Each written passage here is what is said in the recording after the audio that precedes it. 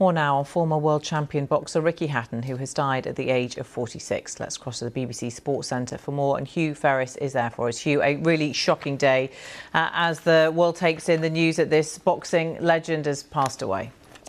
Yes, at just the age of 46, as you mentioned, Samantha, and planning to make a comeback at the age of 47 in December this year with a fight planned for Dubai, a fight that friends say had him refocused and feeling happy as he was able to restart some sort of a training regime. It had led him to stay off the alcohol, which was synonymous with his professional career. When he was a fighter, he would fight at 9 to 10 stone, and then he would balloon in weight between fights, enjoying himself in those months that he had off. And that perhaps is why, Samantha, you're having such a huge reaction to what has happened today, that we've learned of the death of Ricky Hatton. After Greater Manchester Police said this to us, officers were called by a member of the public to attend an address in Hyde in Tameside at 6:45 this morning, where they found the body of a 46-year-old man. There are currently not believed to be any suspicious circumstances. It is not only the fact that he was a three-time light welterweight champion, uniting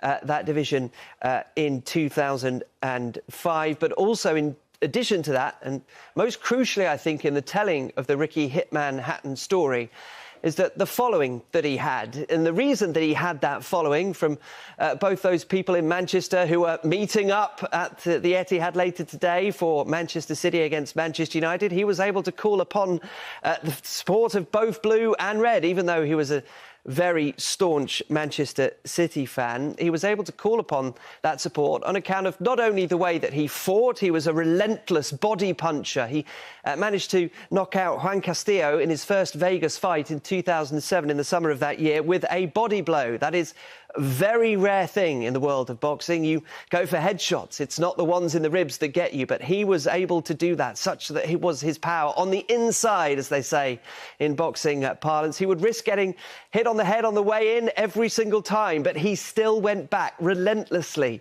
in that brawling style of his. So not only the style, but also his personality, to which I alluded as we started this conversation, Samantha. He is one of those people who reflected his upbringing in Hyde, a suburb of Greater Manchester, and indeed in the way that he conducted himself as a professional in between those fights. Yes, if you went on a night out with Ricky Hatton, you could be sure he would pay every last penny for every last person who was in his entourage. He was an incredibly popular person amongst his friendship group, yes, but also amongst those thousands, the tens of thousands.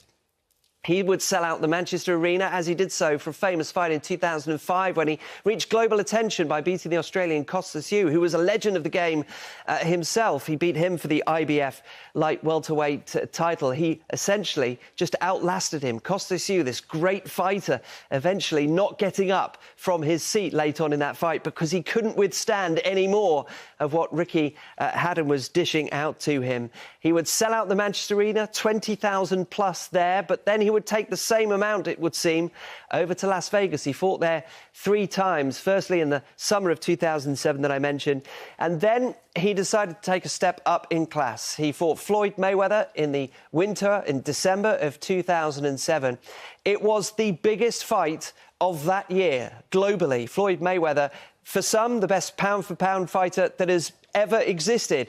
And Ricky Hatton suffered his first defeat in that fight. And then 2 years later, he tried again against another legend of the sport, Manny Pacquiao, and was rather emphatically knocked out on that occasion. He decided to call it a day, albeit briefly. 3 years later, he came back. It wasn't successful. He suffered a third defeat and eventually ending up with just those 3 defeats in his 48 professional contests, having won 4 world titles, 3 at light welterweight and 1 at welterweight. And between then and more recently, he has had issues. He has been in the news for having problems with alcohol, with drugs too. But we understand from friends today that because of that comeback fight in December of 2025, when he would have been 47 years old, he had returned to the ring. He was drinking less. He was said to be happy, but the problems clearly have been ones that have dogged him throughout his professional life. Let's see some of the reaction that we've been getting in. Tyson Fury is the first, another Northwest world champion. R.I.P. to the legend Ricky Hatton. Will only ever be one Ricky Hatton. Can't believe this. So young Tyson Fury, who came into the sport just as Ricky Hatton was leaving it. From Frank Warren, who is Tyson Fury's promoter. "I'm extremely saddened," he said, "to learn of the passing of British boxing legend Ricky Hatton, a superbly talented fighter who inspired a generation of young boxers and fans in a way very few had done before, due to both his personality and the entertainment he provided in the ring." Chris Eubank Jr. is a current fighter and said, "Rest in peace, Mr. Ricky Hatton. We salute you." A contemporary of his is Amir Khan, a silver medalist in the Olympics in 2004 and then going on to win world titles in the same weight division as Ricky Hatton. A long message from Amir Khan, part of which saying, "Today we lost not only one of Britain's greatest boxers, but a friend, a mentor, a warrior, Ricky Hatton." Again, from Bolton, Amir Khan, another Northwest Greater Manchester fighter that succeeded on the world stage. "Ricky, thank you for everything," he goes on to say, "for your fights, your moments of glory, your grit. Thank you for pushing us and showing us what's possible." Understandably, there's been reaction from those associated with Manchester City, the club he loved, and reflected on the colour of his shorts that he wore in the ring each and every time. They were the same sky blue as his beloved football team. "We'll miss you, Ricky," says Vincent Kompany, the current Bayern Munich manager, of course, but former Premier League winning captain for Manchester City. "Our thoughts are with the family and friends. Rest in peace, legend." He is survived by 3 children, including Campbell, who is a fighter himself. The alarm was raised last night when one of the other fighters that Ricky Hatton trains was having an event, was due to fight at an event last night, and Ricky Hatton was due to be there.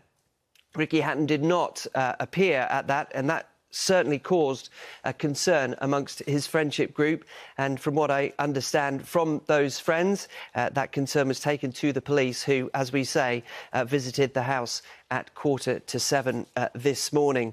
He was a superstar, and it's not an easy word to use at this time, because many who die so young and after such achievement are called that. But given his ability, Samantha, to not only bring boxing fans to his fights, but also bring those from outside of boxing to his fights and following his story, it is an incredibly sad day, and it is being felt by many from the world of boxing and beyond.